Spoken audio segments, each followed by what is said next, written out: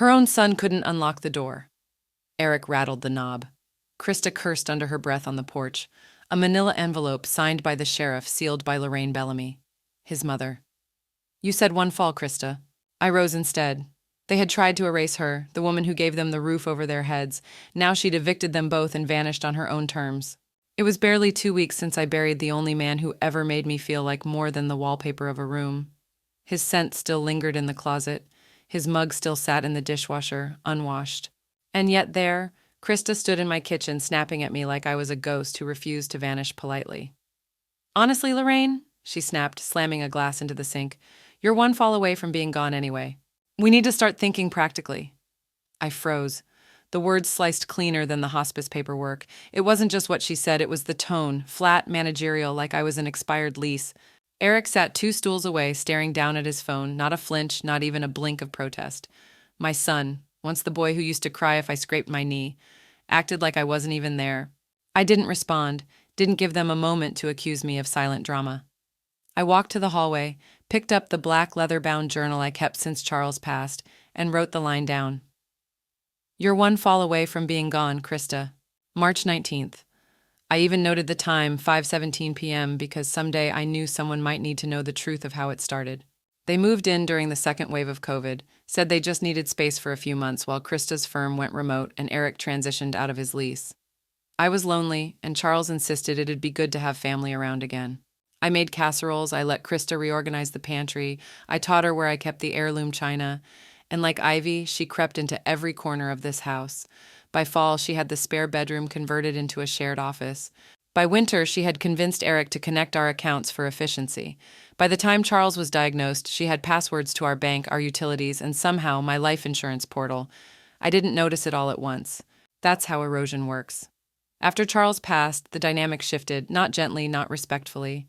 Krista cooked her own meals and claimed the fridge space. Eric deferred to her even when it came to who got the bigger side of the closet. She started referring to the guest bathroom as ours when speaking to her friends on speakerphone.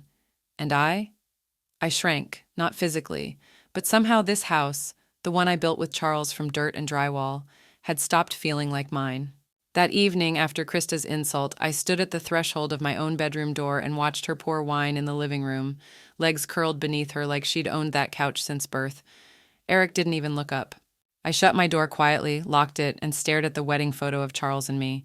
He had written something in the back of the frame decades ago. Don't let them turn you invisible. I hadn't understood it until now. Later that night, I opened my journal again. I made a new page titled Timeline of Disrespect. I listed the dates Krista had ignored my grocery list, the time she laughed when I asked where the good towels went, the moment she canceled my yoga subscription without asking. Every entry was precise, sharp, calm, because they thought grief made me soft. It hadn't. It had made me quiet.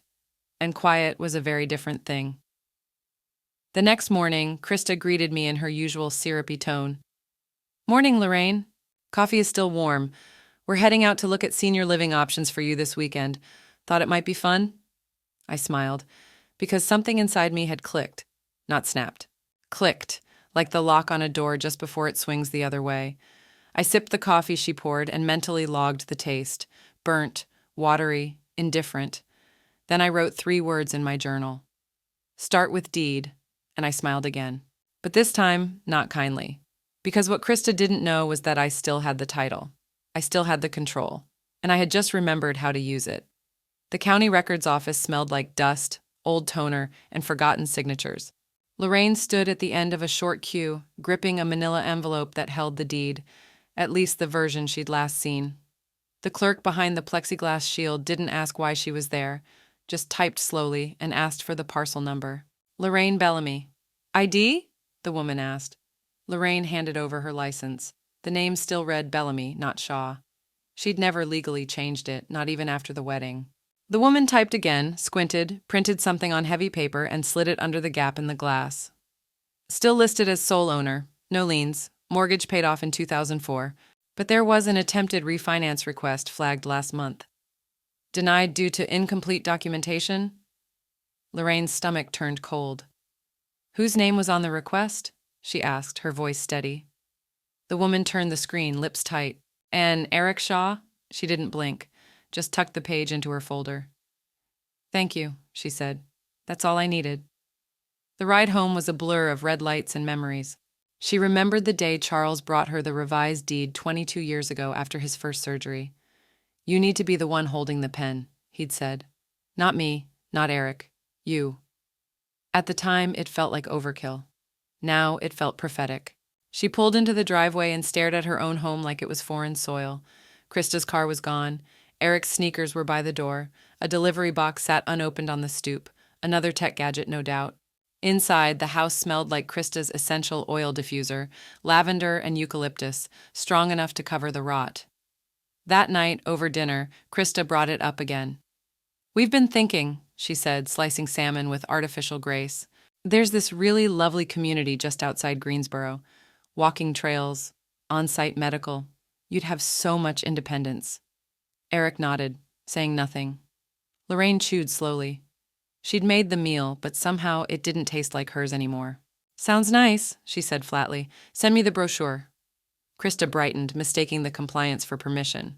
Lorraine excused herself early and walked down the hallway, closing her bedroom door with a quiet click. Then she reached for her phone. Her financial advisor, Richard, answered on the second ring. Lorraine, is everything all right? I need all my passwords changed, she said, starting with checking, savings, and the trust account Charles opened for the cabin property.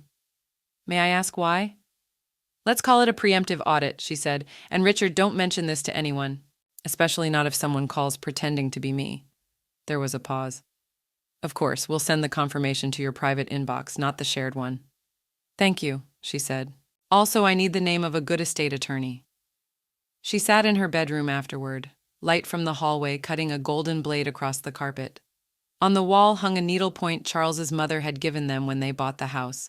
Home is where they know your name and say it kindly. Lorraine stared at it a long time, because no one in that house said her name kindly anymore, not even Eric. She opened her journal, wrote 2 things. 1. They tried to move me like furniture. 2. They don't know the floor plan belongs to me. The next morning, Krista tapped her on the shoulder. We're thinking of repainting, something brighter. You're good with that, right? Lorraine smiled. Not a yes, not a no, just smiled. Because she had already made 3 more calls. Because she had a folder with names and numbers Krista had never seen. Because if Krista wanted to act like a landlord, she'd soon learn what it meant to be a tenant. And Lorraine had just found the clause that changed everything. The porch creaked under Eric's weight as he leaned against the rail, sipping the last of his evening beer. Lorraine stood beside him, arms crossed, the cool spring air brushing against her cardigan. The silence between them had teeth. She kept her voice low, almost gentle. I saw the refinance request, Eric. He flinched just slightly. What are you talking about? She turned to face him. You tried to put my house up for collateral without telling me. He stared ahead at the hydrangeas blooming along the fence line. It was just paperwork. You don't understand how financial planning works these days, Mom. She blinked slowly.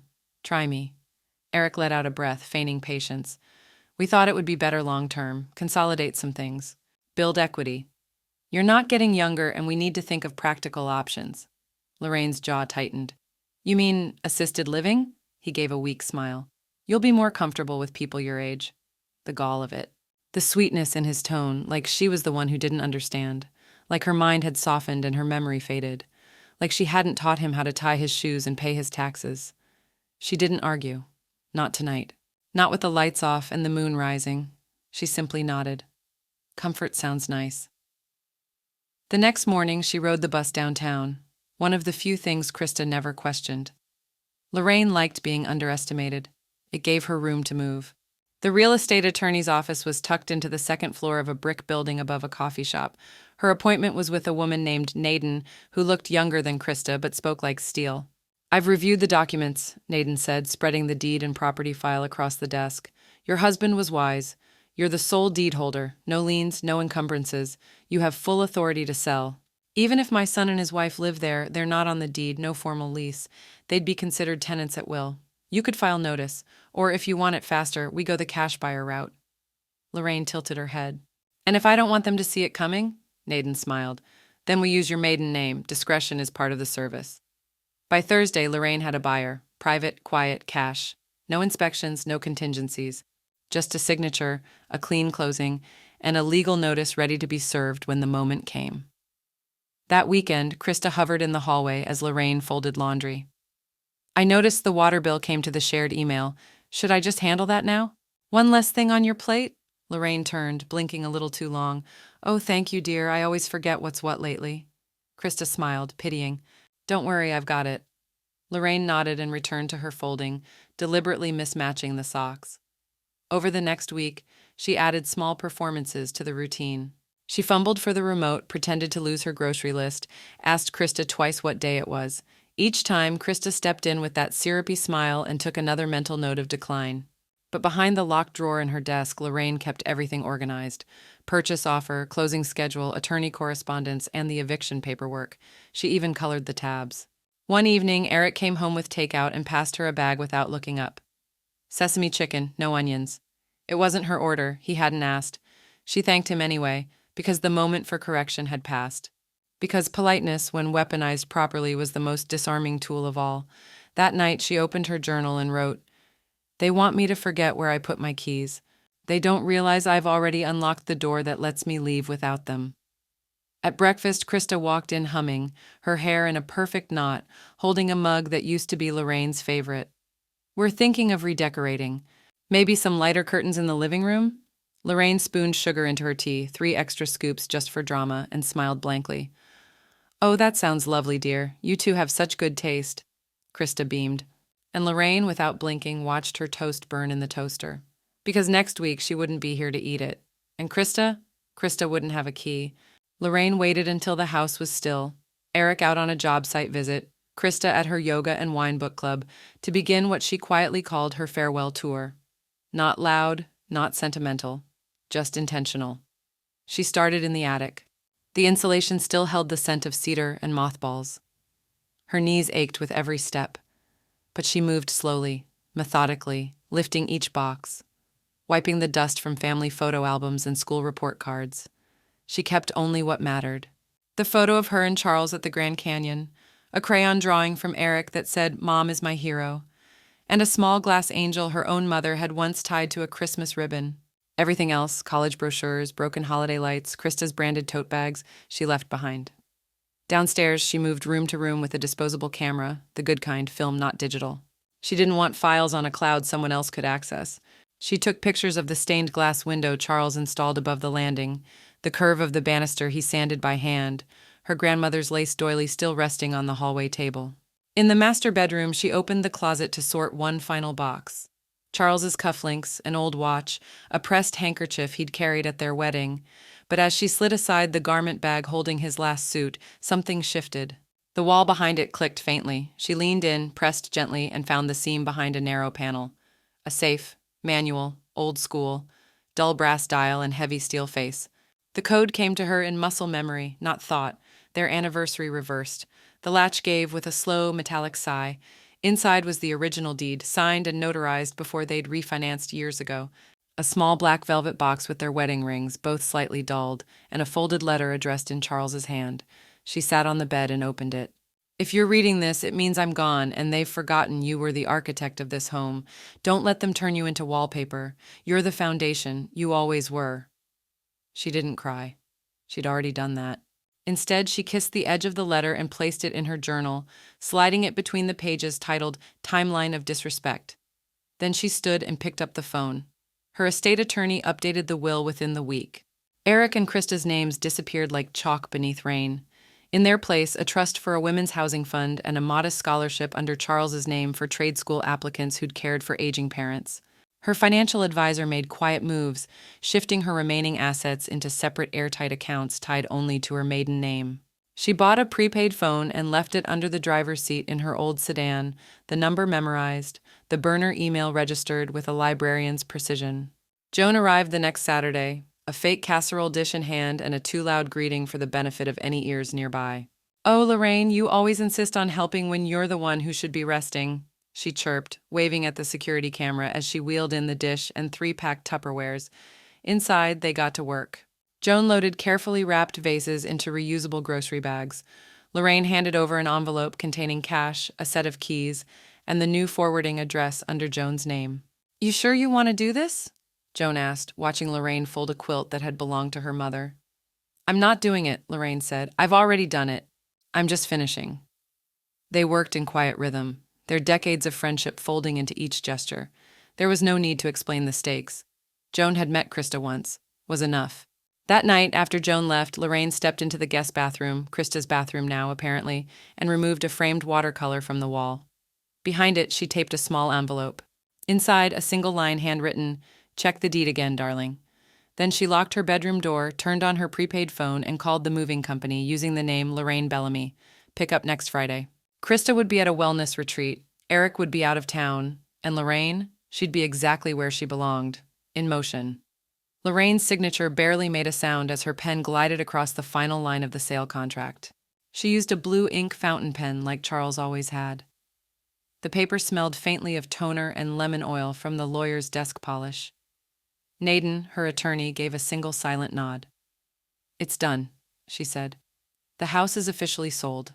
Funds will transfer in full by Friday." Lorraine didn't smile. Not exactly, but something in her spine straightened.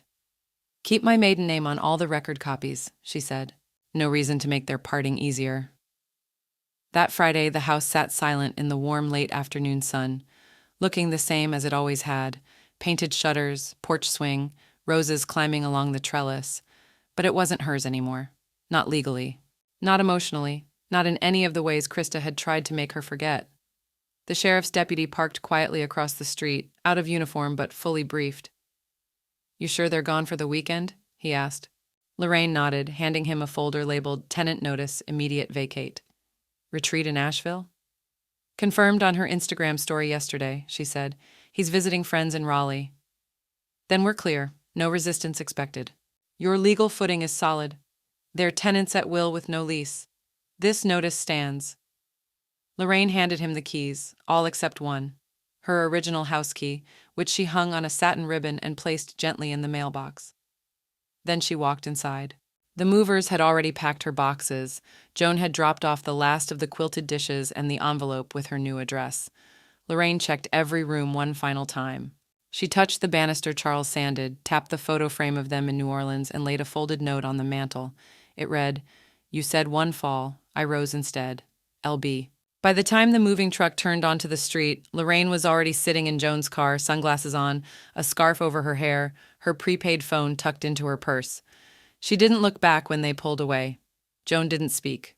The silence was a kind of reverence. They stopped once for sweet tea and gas, and Lorraine paid in cash. At her new rental, tucked behind an overgrown pecan orchard just outside Concord, the air was warm, clean, unclaimed. A little weathered, a little wild, like her. The house wasn't grand, just hers. She stepped out, breathed deep, and felt the ground meet her soles like it knew she'd fought for this. Back in Charlotte, just past midnight, Krista and Eric rolled their bags up the walkway, laughing about some influencer speaker at the retreat. Krista pulled out her phone to open the smart lock. It didn't work. She tried again. Then Eric stepped up, confused, tried the key. It didn't turn. "What the hell?" Krista snapped. The porch light flickered on, a sensor Lorraine never bothered to disable. At the base of the door was a manila envelope. Inside, the sheriff's signed vacate order, a receipt from the property sale, and the legal copy of the deed transfer, stamped with Lorraine's maiden name. Krista's mouth opened, but no sound came out. Eric ran a hand through his hair. This isn't legal. She can't." "She can," Krista muttered, eyes scanning the notice. She did. Inside the house where Krista's diffuser once masked the truth, the air was clean again. The note on the mantel waited. The fridge was empty. The rooms echoed. The walls knew. Lorraine hadn't fallen. She had risen, quietly, precisely, and entirely on her own terms. And Krista? She was now just another tenant without a key. The final image, Lorraine sitting by her new window, a soft lamp casting light over her journal. She wrote only one line before closing it. Escrow closed, door locked, empire begun. She sipped her tea, black, strong, exactly how she liked it. And somewhere far away a woman screamed, but Lorraine didn't hear it. She was already gone. The emergency court filing hit the docket by Monday morning.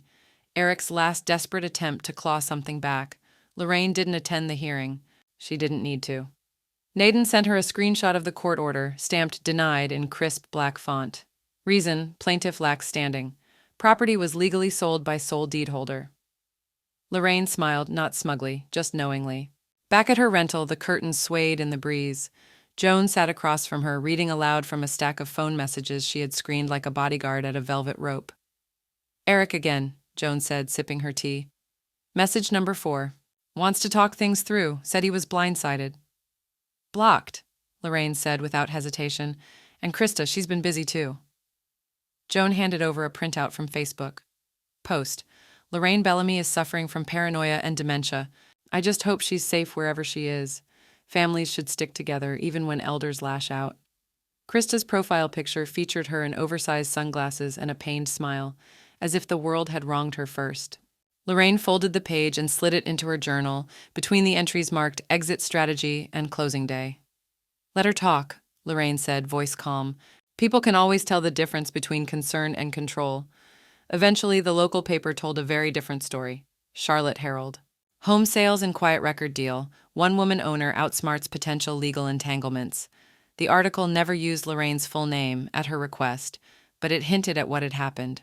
How a widow in her 70s, underestimated and dismissed, executed one of the cleanest cash transactions in the county's history. Joan brought 5 copies. You're going to want these when the movie deal comes around, she joked. Lorraine tucked one under her arm, then asked for a pair of scissors. She clipped out the headline and pinned it to her corkboard above the writing desk, right beside Charles's last letter. What no one expected, least of all Krista, was the internet. Within days, a burner account began circulating screenshots, snippets of Krista's messages to friends, sarcastic jabs about waiting out the old bag, complaints about having to babysit a useless deed holder, jokes about mixing up Lorraine's medication for laughs. The screenshots weren't traced, but Lorraine had a guess. The timing was suspiciously perfect. By the end of the week, whispers turned into hashtags. #RespectYourElders trended on Charlotte Twitter. Anonymous accounts began tagging Krista's employer. At Krista Shaw shouldn't be trusted with your elderly relatives. Emotional abuse isn't caregiving. If she talks like this in private, what does she do behind closed doors? That night, Lorraine sat by the lamp again, journaling in peace, but her pen paused as her mind wandered, not forward, but back, to a one-room apartment above a barber shop in Rutherford. No AC, no father, a mother who cleaned motels with cracked hands and a quiet rage. Lorraine remembered a boy once sneering at her shoes on the playground, calling them borrowed. They had been.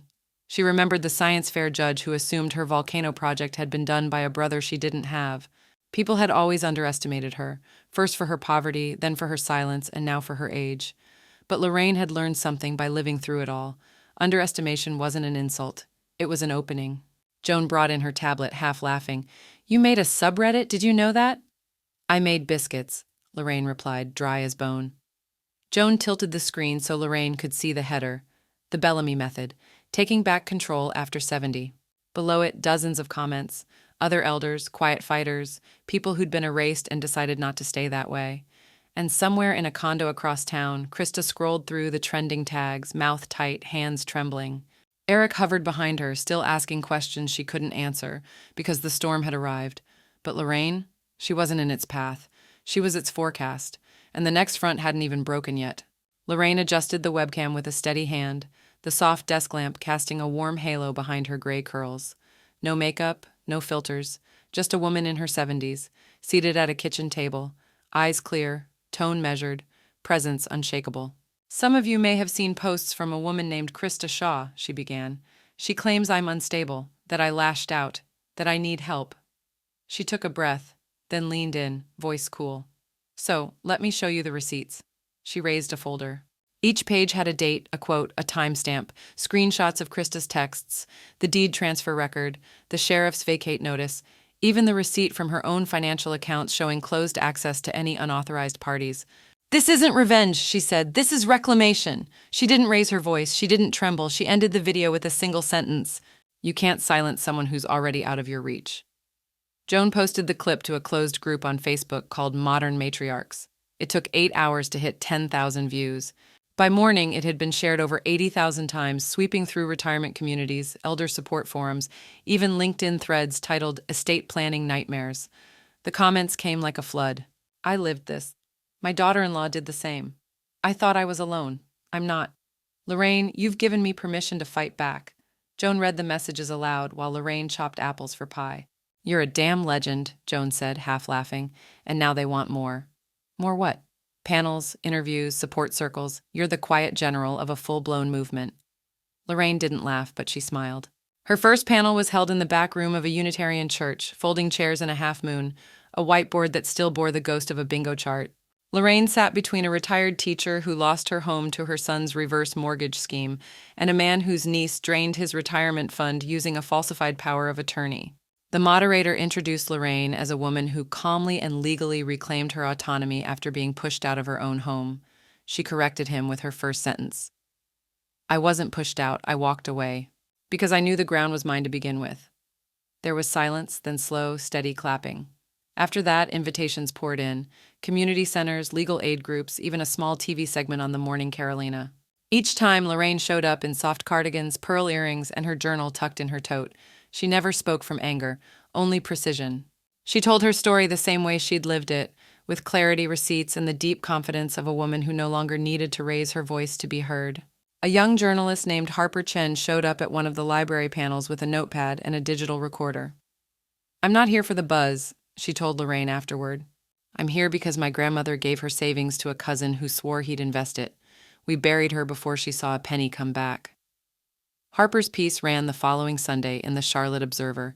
Headline: The Bellamy Method, How One Widow Sparked a Movement Against Elder Erasure. The article opened with Lorraine's quote, I wasn't confused, I was quiet. There's a difference. Within days, she received 2 handwritten letters from women in New Jersey and Oklahoma. A judge in Minnesota emailed her about referencing her case in a family law seminar. And a nonprofit in Portland sent her a package of brochures titled Age is Not Permission. Krista, meanwhile, had gone dark online. Her employer had issued a statement, neutral in tone but clear in distance. The silence surrounding her now was the kind that used to surround Lorraine, and that was no coincidence. That night, as Joan poured wine and they watched the comments roll in, Lorraine stared out the window at the porch light flickering gently in the orchard breeze. I spent my whole life trying not to make trouble, she said. I was a daughter, a wife, a mother, always folded myself to fit, and now? Joan asked. Lorraine sipped her wine, slow and sure. Now I unfold. She reached for her phone, opened a new note in her journal app, and typed a title. Part 2, What They Couldn't Steal, and beneath that a single line, The quiet ones aren't silent forever. Some of us are just saving our breath for when it matters, because Lorraine wasn't finished. She had just begun. The statement landed on a Thursday afternoon, quietly, without fanfare. Lorraine read it on Joan's iPad while sipping chamomile tea under the screened porch. Official statement from Wexley and Grange LLP. Following an internal review prompted by public concern, Wexley and Grange has concluded its inquiry into the online and interpersonal conduct of former employee Krista Shaw. The company has zero tolerance for any behavior that undermines the dignity of others, particularly those in vulnerable positions. Ms. Shaw is no longer affiliated with our organization. Lorraine didn't react immediately, just turned the iPad face down and stirred her tea twice, as if weighing the temperature of karma. She'll say she resigned, Joan murmured. She can say what she likes, Lorraine replied, but you only resign when someone opens the door. They showed her out. The next morning, her burner phone buzzed 7 times before Lorraine picked it up. Eric's name appeared on the screen, his voice thick with something between guilt and desperation. Mom, please, I know I was wrong. I didn't know how bad it was. Krista, she was pushing everything. She said you needed care, and I believed her, but I see it now. I do. Lorraine stood in her small kitchen, the late light pooling on the floor like honey. She let him speak once. I miss you. I miss Dad. I miss Sunday dinners. There was a long pause. Lorraine let it sit. Then she spoke softly. Eric, grief is not an excuse, and silence is not forgiveness. He started again, voice cracking. But you're still my mom. Click. She blocked the number and turned off the phone. At Naden's office later that week, Lorraine signed the final revisions to her estate plan. The trust no longer bore Eric's name. The cabin deed was moved into a newly formed LLC, Bellamy Legacy Holdings. The primary beneficiary, a nonprofit initiative Lorraine had just founded, Second Porch Mission, providing safe, dignified housing for elder women displaced by family abuse or financial coercion. Every dotted I, every crossed T felt like a reweaving of her own story into something that might keep others from living the same. Naden pushed the paperwork back toward her, smiling. You're officially out of reach. I prefer above, Lorraine said. Back home, Lorraine placed the certified copy of the LLC filing into a slim folder labeled Empire Legal. She filed it behind her journal, beside Charles's last letter, and an old photo of herself at 27, standing outside her first bank job in a brown wool blazer, smiling like she didn't yet know she'd one day have to build her own shield out of silence and patience. That weekend, Joan helped her set up an online donation portal for Second Porch. Lorraine's story, now titled The Bellamy Method by countless blogs, was shared in the newsletter of a national aging advocacy group. Donations began to trickle in, $10, $25, one heartfelt note that read, "You are not alone, and I, more, and neither am I." They celebrated with peach cobbler and the sound of cicadas rolling over the porch like applause. That Sunday, Lorraine walked the gravel path near the edge of her new property. The air smelled of pine and second chances.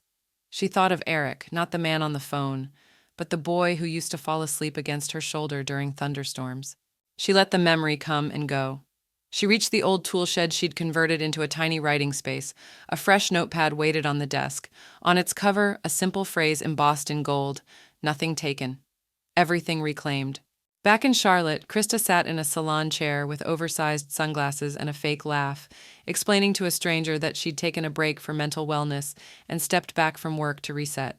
But when the stylist asked what she used to do, Krista paused too long, and in a quiet corner of the orchard, Lorraine folded a letter into thirds addressed to a woman in Tulsa whose daughter had tried to seize her disability check. She included a check, a handwritten note, and at the bottom 4 words, "They were wrong about us." Then she reached for another envelope, because she wasn't finished, not even close. It started with a knock. Not a polite tap, but a frantic, uneven pounding that rattled the frame. Lorraine paused mid-page, pen suspended above her notebook. Outside, the gravel still shimmered from a recent rain, and the porch wind chimes trembled like they sensed what was coming. Joan was at the sink. She glanced toward the sound, lips tight. "You want me to get it?" "No," Lorraine said softly, standing. "This one's mine." She opened the door. There stood Eric, hair unwashed, shirt wrinkled, a plastic grocery bag slung over his shoulder like a child who'd run away without a plan. His eyes were red, not the kind from sadness, but exhaustion, self-inflicted and spiraling. "She left," he blurted out. "Krista took her car, half the money, and every ounce of decency she ever faked." Lorraine said nothing. Eric kept talking, the words tumbling fast. "She blamed me for what happened, said I didn't handle you, said I let you humiliate her." Lorraine raised an eyebrow. "And did you?" His mouth opened, closed, then softly, "I don't know anymore." She stepped aside, not to invite him in, but to let the rain-laced air flow between them. Eric glanced at Joan, and then back to his mother. "I lost everything, Mom. I have no job, no place to live. He swallowed hard. "You're still my mom." That line, that weaponized phrase. Lorraine looked at him, but not as he was now. Not the man slumped in soggy sneakers, but the boy she once sat up with through fevered nights, the teenager she bought a tux for by skipping her own dental visit, the young man who swore Krista was good for him. She took a breath. "You were my son long before Krista, and you're my responsibility no longer." Eric blinked like she'd slapped him. "Mom, please, I need something, anything." Lorraine nodded, then turned and walked to the back room. She passed the mirror on the hall wall, one that used to hang in the entryway of the home he tried to sign away. The reflection looked steady, anchored. In the drawer beside her desk was a padded envelope she had prepared 2 weeks ago, sealed and labeled Eric, final gift. She carried it back and placed it gently in his hands. "There's no check in there, no key, just something you should have looked at before any of this happened." He ripped it open, desperate. Inside, a photocopy of the original deed, the one with her name only, dated, signed, witnessed, a snapshot of truth. Eric stared at it, the paper shaking. "I built that house with your father," she said quietly. "And when he gave it to me, he wasn't choosing between you and me. He was protecting both of us. You just never noticed who held the roof above you." His shoulders collapsed an inch. "What do I do now?" She pulled a card from her cardigan pocket. "There's a temp agency in Gastonia. They don't ask many questions, just show up sober." He stared at the card like it was written in a foreign language. I don't have a resume." "You have 2 arms, a name, and time," she replied. "Make those count." After he left, she watched from the porch as he trudged down the gravel drive, disappearing into the misty distance like someone who hadn't yet decided whether to break down or get up. Joan joined her, quiet as ever, and passed her a steaming mug. "That was more than I'd have given." "I didn't give him anything," Lorraine said. "I returned what he threw away." That night, She opened her journal and sketched a single memory. Her younger self on a Greyhound bus, age 23, cradling a squirming toddler en route to a second shift at the diner. Rent was due, shoes had holes. She had cried into her scarf so no one would see. She titled the entry, "Mothers are more than safety nets." And as she turned off the lamp, a notification blinked on her phone. New message, inquiry from public radio. Subject, "Your story, your voice, live broadcast." Lorraine smiled. They weren't asking to speak with her son. They were asking for her. The subpoena arrived in a thick white envelope, hand-delivered by a courier who looked apologetic, as if he already knew the outcome. Lorraine accepted it calmly, sliced it open with a paring knife, and read the name on the sender line, Krista Shaw v. Lorraine Bellamy. The suit alleged intentional emotional distress, financial coercion, and public defamation. It cited unauthorized removal from shared property and manipulative misrepresentation. Joan let out a low whistle. Bold of her, to scream into a microphone she handed you. Lorraine placed the papers on the table like setting down a napkin. Let her speak, under oath, and just like that it began. Naden didn't flinch. We file a motion to dismiss and prep a contingency counter. You want to go quiet or scorched? Lorraine turned her wedding ring slowly on her finger. Let's go illuminated. During the discovery process, Krista's legal team had to submit her phone logs and digital communications, standard procedure. Lorraine expected rudeness, pettiness, maybe a few snide remarks. She didn't expect this, screenshots, hundreds of them. Krista mocking Lorraine's arthritis, texting Eric about upping her dosage to keep her quiet, jokes about how senile old bats shouldn't hold property.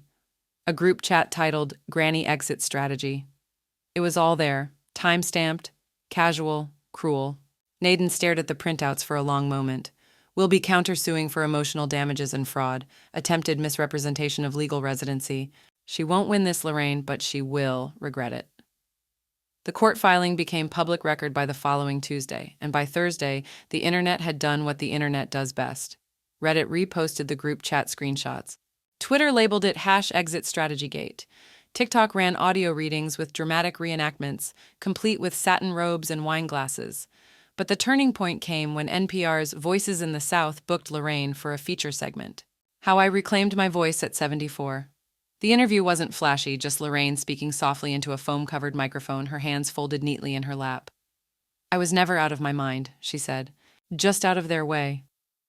The producer played clips from Krista's leaked texts, bleeped but unmistakable.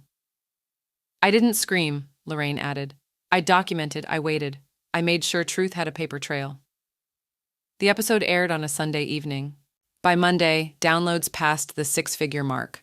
Lorraine's inbox filled with messages from women in Ohio, Arizona, Michigan, daughters, widows, grandmothers, even a family lawyer in Nevada who called her the patron saint of ironclad boundaries. The publisher reached out through her website's contact form. Subject, Memoir Opportunity, time to tell the whole story.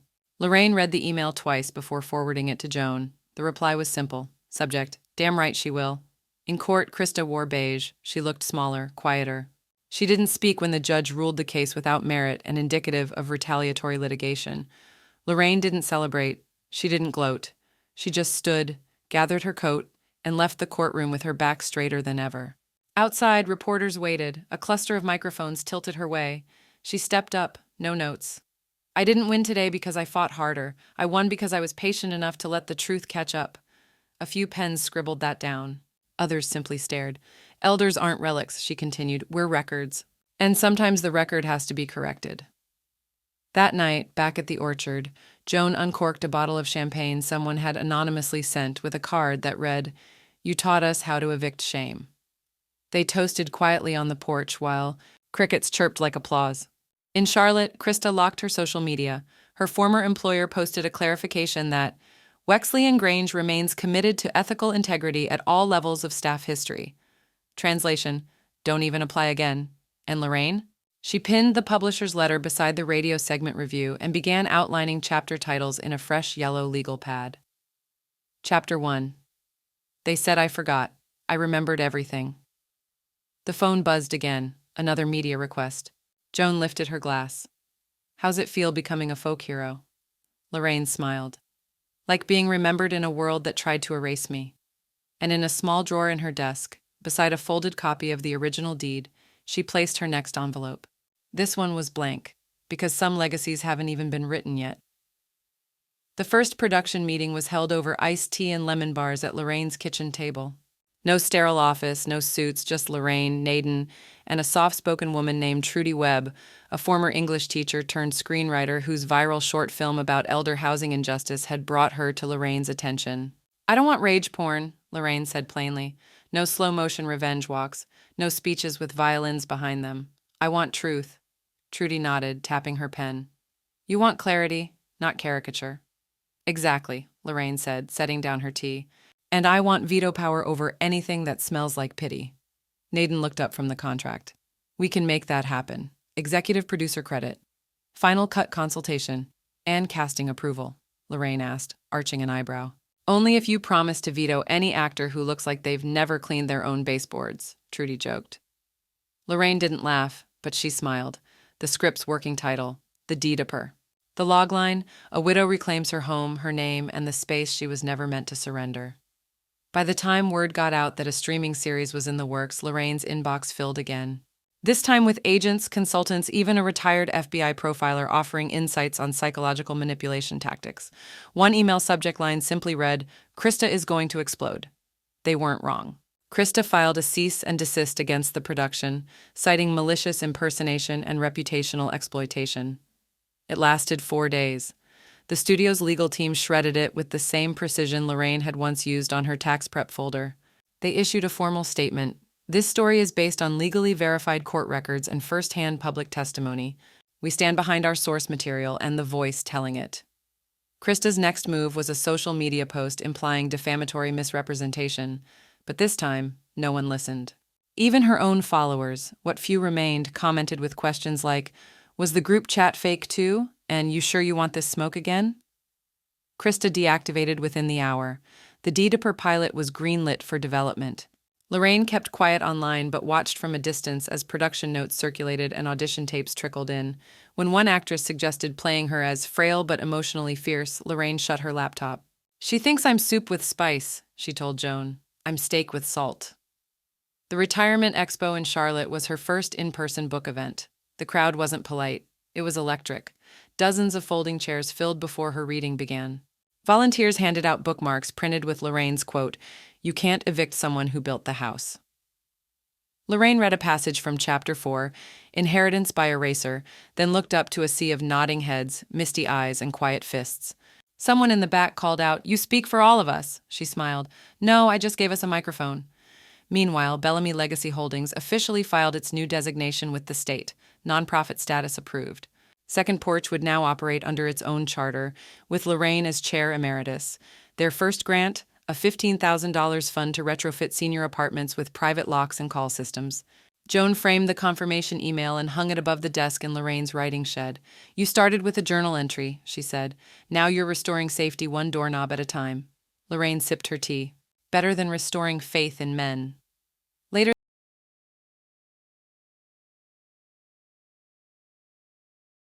that week, Trudy emailed the final page of the pilot script. It ended on a wide shot. A woman in her 70s walking away from a house, keys in one hand, journal in the other, sunlight on her back. The last line, "They built a world that expected her silence. She built an exit instead." Lorraine read it twice, then opened her own notebook and added a single sentence beneath her production notes. "Let them keep the drama. I'll keep the rights." Because she wasn't just telling a story anymore. She was running the story room, and from here on out, nothing about her life would be up for rewrite. The envelope arrived unannounced, tucked between a flyer for stairlift installations and a coupon for cat food Lorraine didn't need. It had no return address, just her name handwritten in trembling block letters across the front. The paper was worn, the ink faded like it had waited too long to be sent. She opened it on the porch, the breeze warm and slow. Joan was inside, baking, the faint smell of cinnamon wafting through the screen door. The letter was brief, 3 paragraphs signed Ronald Shaw, Krista's father. "I don't know if this will find you well, but it ought to find you better than most of us deserve. I saw the news, read the coverage, and recognized more than just Krista in it. I saw my ex-wife's voice and mine, the same tools of erosion we used in our own house. Krista didn't invent cruelty, she inherited it. She watched her mother measure control in teaspoons, saw me confuse silence with strength. What she did was wrong, but it didn't start with her. I don't write for forgiveness. I write because sometimes cycles don't stop until someone breaks their bones against them. You didn't just break them, you walked away." Lorraine sat back in her chair. The wind picked up slightly, brushing her hair across her temple. The letter lay on her lap like a confession written in a stranger's breath. She didn't cry, she rarely did anymore, but she did close her eyes, because part of her had always known. That night, she sat at her desk with a sheet of ivory paper and her best pen, the one Charles gave her their first Christmas. She began with no salutation, just ink and control. You say Krista learned it from watching. That makes sense. We're all echoes until we choose our own voice, but harm isn't a language we're forced to speak, it's one we must learn to stop repeating. I don't forgive her, not because I'm cruel, but because I no longer offer things unearned. What she did wasn't a mistake. It was a strategy, a pattern, a betrayal carved in habit and dressed in smiles. But I will say this, it ends here. Not just for me. For anyone listening. For the women who never got the chance to outlive their damage. She signed it LB, then folded the letter, sealed it in an envelope, and placed it in a drawer marked unsent. She wouldn't send it, but she had needed to write it. What she did send was a check, made out to the Southern Shelter for Women, the only domestic violence center in the region with a bilingual counseling staff and a monthly waitlist over 40 women deep. She enclosed a sticky note, in memory of every woman who stayed silent so someone else could keep their comfort, anonymous. At dinner, Joan poured 2 glasses of sparkling cider. You're quiet tonight, she said. I was thinking, Lorraine said, about legacies. Joan tilted her head. Still yours to write. No, Lorraine said. Ours to multiply. By the weekend, Lorraine was on the phone with the local credit union, negotiating classroom space and projector access. She made 3 calls to retired accountants and 1 to a social worker specializing in elder exploitation. She called the new initiative First Check, Final Say. It would begin as a monthly workshop for seniors on financial literacy, power of attorney awareness, and digital banking safety. But Lorraine already had visions of traveling panels, regional chapters, maybe even a scholarship for late-life retraining, because being underestimated wasn't just a weakness, it had been her blueprint. Now it was her fuel. A week later, she returned to her desk to find the letter drawer slightly ajar. She smiled, reread the last line of her unsent reply, then carefully tucked it beneath her donation receipt. On her wall, a new corkboard was beginning to fill. Workshop flyers, handwritten thank you notes from Second Porch recipients, a sticky note that read, teach the truth, then teach them how to cash it. Outside, the wind rustled the pecan trees. A delivery van passed on the road, slowing slightly in front of her driveway. Lorraine didn't wave. She was busy writing the lesson Krista would never understand. And across the orchard, another letter waited to be sent. This one addressed not to an abuser, but to a survivor who just needed someone to say, you're not too late to reclaim your life. Lorraine didn't mean to stop. She had driven to Charlotte for a regional library panel. Nothing fancy. Just a round table of women over 60 discussing power of attorney scams and the ways vulnerability could look like politeness. But as she turned onto East Belmont Drive to bypass traffic, the old route pulled at her like an old sweater you forget still fits. And there it was. The house, painted a soft sage green now, new curtains in the window. The porch swing gone, but the bones were still hers. The banister Charles sanded, the trellis she once wrapped in Christmas lights, familiar in shape, distant in feeling. She parked across the street. No ache, just clarity. A woman stepped out with a set of clippers and a bucket of mulch. Early 40s maybe, sturdy hands, short haircut, kind eyes. She glanced up and smiled. You're Lorraine, aren't you? Lorraine blinked. I am. The woman walked over, wiping her hands on her jeans. I've been meaning to thank you. The real estate lawyer said you could have gotten more if you'd waited, but you sold quick, clean, didn't haggle. Lorraine smiled softly. I didn't need the price to be high, just the exit to be clear. Well, the woman said, this house, it raised us, right? Me and my girls, it feels steady, like it knew how to hold a person. It did, Lorraine replied. It raised me too. Back in Concord, Lorraine slid a crisp new sign onto the front lawn of the Second Porch headquarters. Beneath the logo of a small open door, the words read, Stand Tall, Housing Access Grants for Women 60+. No hoops, no red tape. Just keys.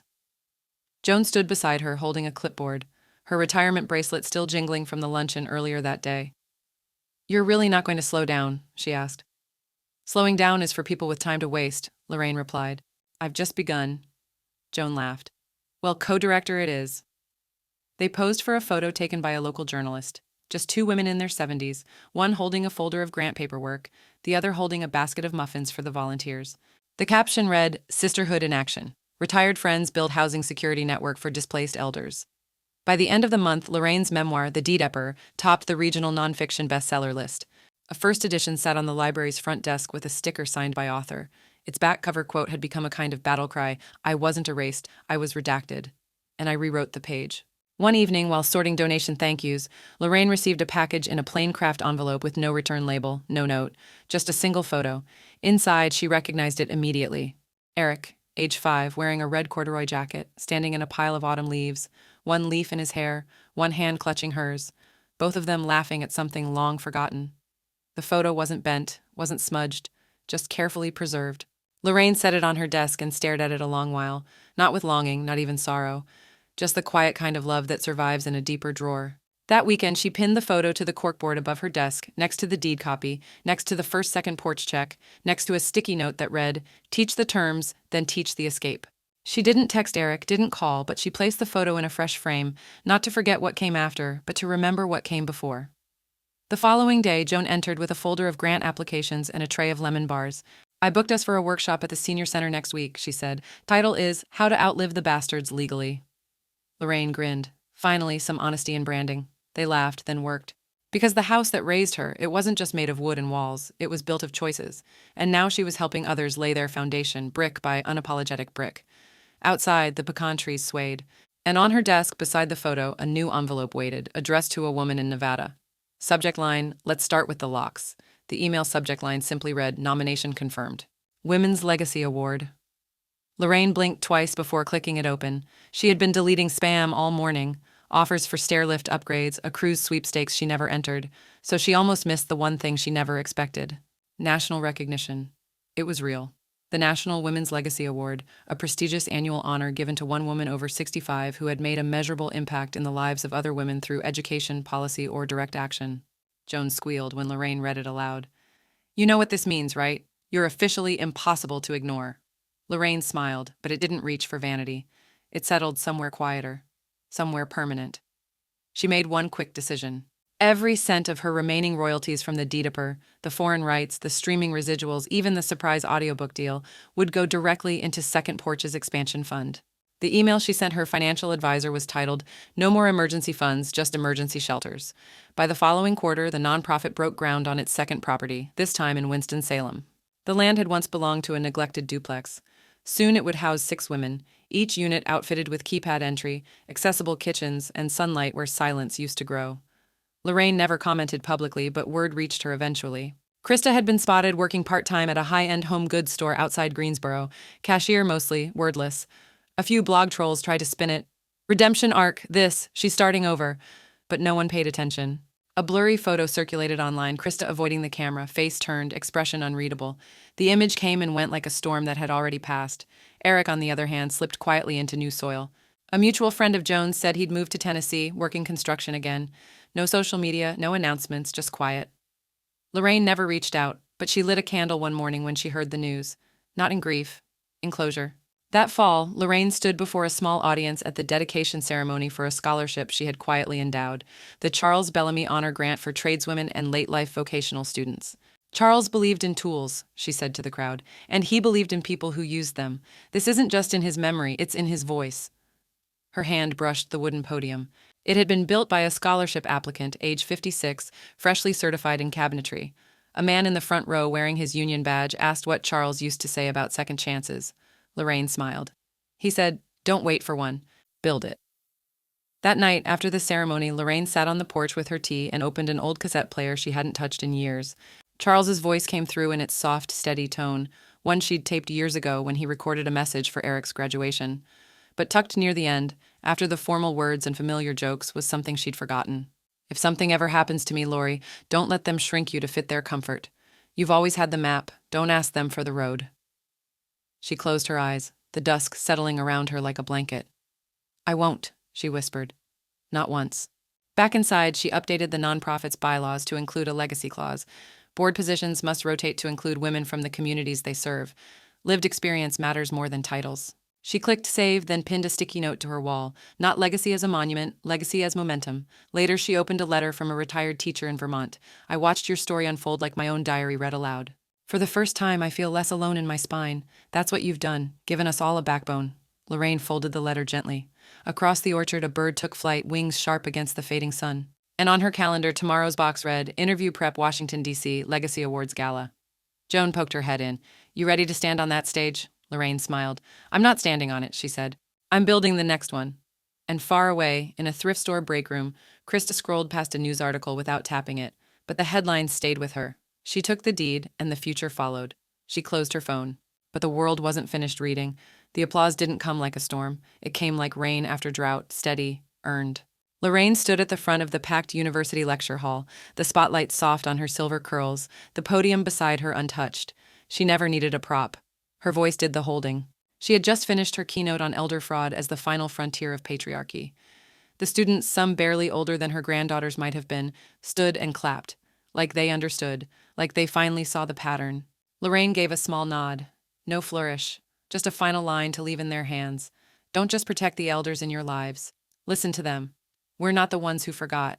We're the ones who remember. She stepped down to a standing ovation. 3 weeks later, the lake house glowed in the early dusk, like something earned, not luxury. Peace, tucked into a cove outside Hendersonville. The cabin had a wraparound porch, creaky pine floors, and no internet strong enough for noise. Joan had made pasta. The women from Second Porch's first 2 houses were gathered around the fire pit out back, laughing, knitting, dancing, arguing about who made the better potato salad. Someone had brought wine, someone else brought a chocolate cake. Lorraine stood at the screen door for a long moment before stepping outside. The sound of women who had survived without losing softness. It was the loudest kind of victory. Joan handed her a drink and tapped the side of her glass with a spoon. I know you hate speeches, she said, so I'm making one. Everyone quieted. To the woman who thought she'd lost her home and gave us one instead, to never falling again. They all raised their glasses. Lorraine blinked once, twice, and smiled. That night, after the fire had become glowing embers and the porch had gone quiet except for cicadas, Lorraine slipped away barefoot toward the dock. In her hand, a brass house key, the one she'd once kept on a ribbon, the one no one else ever got back. She sat at the edge of the dock, toes skimming the water, and held the key in her palm like it still held weight. But it didn't. It wasn't heavy anymore. She whispered, I gave my son a home. They tried to steal it. I built an empire instead. Then she tossed the key gently into the lake. It didn't sink like something lost. It vanished like something finally let go. By spring, Second Porch had opened 3 more locations. The Foundation's national expansion launched in Chicago with a sold-out panel on late life independence. The nonprofit's new slogan echoed Lorraine's own words, not rescued, restored. She no longer ran it day to day. Other women did that now, younger, older, louder, quieter, all forged in the same kiln. She was still chair emeritus, but now she spent her days walking, writing, watching the way light changed across water. And sometimes she answered letters, one from a woman in Alaska. I told my granddaughter she doesn't owe softness to anyone who demands it. She asked me why. I showed her your speech. One from a parole officer in Texas. Your story is now required reading for new caseworkers in our county. One from a girl in Boston. My mom thought she was too old to start again. I gave her your book. She's learning how to drive. On Lorraine's 75th birthday, the lake was mirror still. Joan made lemon bars. A few close friends came to sit in lawn chairs and talk about life as if they'd never been locked out of anything. Someone asked what she'd do next. Lorraine didn't answer right away. Instead, she stood, walked to the edge of the dock again. Same bare feet, same still water. She raised her hand, not to wave, not to make a point, but to toss something else. No one saw, not a key. Just a ribbon, unworn, untied. She let it fall, and in that moment, with the laughter behind her and the ripples spreading out in quiet rings, Lorraine Bellamy became not just the woman who rose, she became the tide. Far away, a young woman in a shelter flipped open the deed-upper. Page 1. They thought it was one fall, but it was one rise, just mine. She read it aloud, then started.